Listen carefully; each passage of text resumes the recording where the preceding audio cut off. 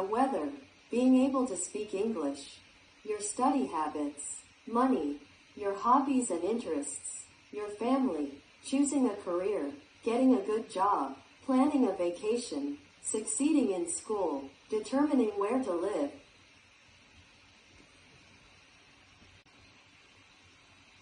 D, to remove, is to take something or someone away or off. Complete the sentences by using a word or expression from each box. 1. When we enter the house, we always remove our shoes. The senator, food stains, our shoes, a piece of metal, trash, from our public parks, from my hand, from your clothes, from office. 1. When we enter the house, we always remove. 2. The doctor removed. 3. This detergent will remove. 4. The government voted to remove. 5. Volunteers are working to remove. E. Which of the following can you predict? How? 1. You can predict the weather with satellites or by looking at the sky.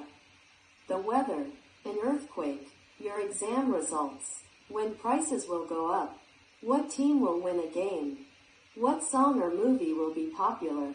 About the topic, most of the world's volcanoes are located along the Ring of Fire, which circles the Pacific Ocean. Along this ring, several tectonic plates meet. Most volcanoes are caused when one tectonic plate moves below another. Before you listen, read these questions. Discuss your answers in a small group. 1. Idiographic, 1. Have you ever seen an active volcano? Where and when? I have never seen an active volcano. 2. Can you name any well-known volcanoes? Which ones? I know the famous remains of Mount Vesuvius in Italy. 3. What kind of damage is caused by a volcanic eruption? Volcanic eruptions can cause the complete disappearance and collapse of entire regions and mountain ranges. Listen. Read the Listen for Main Ideas activity below. Go online to listen to an explanation of what happens when a volcano erupts. Listen for main ideas. Number the topics 1 to 5 in the order that they are discussed. Compare your answers with a partner. 1. Predicting volcanoes is number 5. 2. Tectonic plates is number 1. 3. The effects of a volcanic eruption is number 4. 4. The Ring of Fire is number 2. 5. Flow volcanoes happen is number 3. Learn. When you don't understand something, or you miss an important piece of information in a lecture or a study group, you need to ask the speaker to clarify or repeat the information. Below are some expressions that you can use to ask for clarification. 1. Asking for clarification. 2. May I ask a question? 3. I'm sorry. I still don't understand. 4. I didn't understand the part about. 5. Could you please repeat that? 6. Could you please explain that? 7. Could you give us an example? 8. Do you mean? Apply. A. Listen to the conversation again and circle the expressions in the box on page 104 that the students use to ask for clarification. Compare your answers with a partner. B. Choose one of the descriptions AC below. Read the one you chose carefully. Make sure that you understand and can pronounce the underlined words. Use a dictionary if necessary. A. There are 3 kinds of volcanoes: active, dormant, and extinct. An active volcano erupts regularly. A dormant volcano has erupted in the past but is now quiet. An extinct volcano is unlikely to erupt again.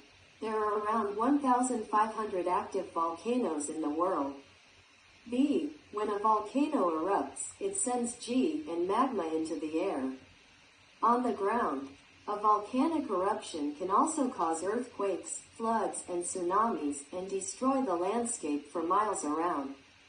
C. The world's largest active volcano is Mauna Loa, which is located in Hawaii. Mauna Loa is 13,677 feet above sea level. From its base below sea level to its peak, it is higher than Mount Everest. C. Work with 2 other students who chose different descriptions. Read your description to your classmates. Then listen and take notes on your classmates' descriptions. Ask for repetition and clarification when necessary. Use the expressions in the box on page 104. D. Compare your notes with the original description. Did you note the information accurately? Pronunciation skill learn. In Units 7 and 8, you learned that a chunk is a meaningful word or group of words in a sentence. There are many different examples of chunking in spoken speech. Chunks can have their own intonation, which is the rise and fall of speech. When you list a series of items, each item is one chunk. Items can be single words or phrases. Pause after each item. Use rising intonation after each item until the final item. Use falling intonation on the final item. Go online to listen to the following sentences. 1. It runs along the ocean floor, rises above the sea, and cuts a sharp line. 2. It's an area that runs from New Zealand through Indonesia, Japan, Alaska, and down the west coast of North America. When words are spelled out loud, the letters are usually chunked in groups of 2, 3, or 4. Use rising intonation on each chunk except the last one, and insert a pause after each item. B. Go online to listen to the examples. 1. Appreciate is spelled appreciate. 2. Tectonic is spelled tectonic. When long sets of numbers are said out loud, these are also usually chunked in groups of 2, 3, or 4 numbers. Use rising intonation on each chunk except the last one, and insert a pause, after each item. C. Go online to listen to the examples. 1. My phone number is 617-555-0076. 2. The password is 899-2566. Apply. A. Go online to listen to the sentences. Draw lines showing pauses. Then draw arrows showing the appropriate intonation above the items. 1. The lower plate becomes hot, the rock melts, and the melted rock is pushed up to the Earth's surface. 2. Tectonic plates carry entire continents, extend far under the sea, and meet at the plate boundary. 3. Scientists try to predict earthquakes, volcanoes, and other forces of nature. B. Listen to the words and numbers. Draw lines showing where the speaker pauses. Then draw arrows above the items showing the intonation that you hear for each part. 1. Pravious. 2. Earthquake. 3. Section. 4. Eruption. 5. Ideographic comma 20,282. 6. Ideographic comma 1. 1, 1, 5, 5, 2, 8, 9. 7. Ideographic comma 800 296 7431. C. Ideographic comma. Say the sentences and apply. Activity A. Use the correct intonation and pause where appropriate. D. Work with a partner. Quiz each other on how to spell difficult words. Use appropriate rising and falling intonation and pausing. A. Spell continent. B. Continente with a partner. Talk about what you do on a typical day or on the weekend. List at least 3 things or activities. Use appropriate rising and falling intonation and pausing. A. What do you do on Saturdays? B. I clean the house, I do my laundry, and study. What do you do? A. I make dinner for the week. Cook pasta, rice, and meat. End of unit task. In this unit, you learn to identify key terms and definitions in a lecture. You also learned how to ask for clarification when there is something that you don't understand. Review these skills by choosing a topic that you know well and explaining it to your classmates. Think of a subject you are an expert in and can talk about for 3 minutes.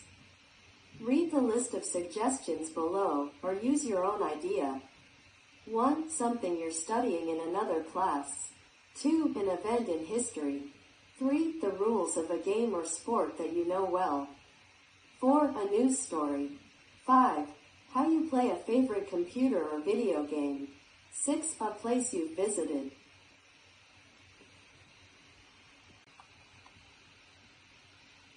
B. Organize your talk into 3 to 5 parts. Decide what you will say in each part. Include some key terms and definitions in your talk. C. Work in small groups. Take turns speaking about your topic. Listen to your classmates. Take notes on the main points and key terms from their talks. Ask for clarification when necessary. Use the expressions in the box below. Asking for clarification. May I ask a question? I'm sorry. I still don't understand. I didn't understand the part about. Could you please repeat that? Could you please explain that? Could you give us an example?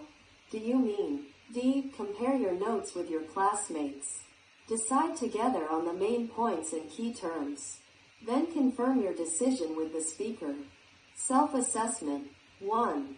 I can identify key terms and definitions when listening. 2. I can ask for clarification when I do not understand. 3. I was able to clarify some points for my classmates. 4. I understand pausing and intonation with chunking when listening and speaking. 5. I can correctly use the target vocabulary words from the unit. Discussion questions. With a partner or in a small group, discuss the following questions. 1. Some people visit active volcanoes with adventure tourism vacations. Would you go on a trip like this? Why or why not? I would not choose to visit an active volcano on an adventure vacation. Because it is too dangerous. 2. Imagine you have an opportunity to study overseas in a country that is known to have earthquakes.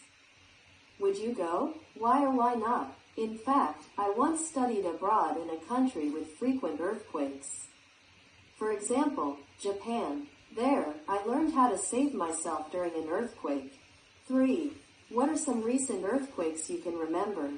What media sources gave you information about them? I still remember the Kobe earthquake in Japan. I was riding my bike to go to work in the morning. Later, I saw an introduction to the earthquake and related videos on the TV screens on the street.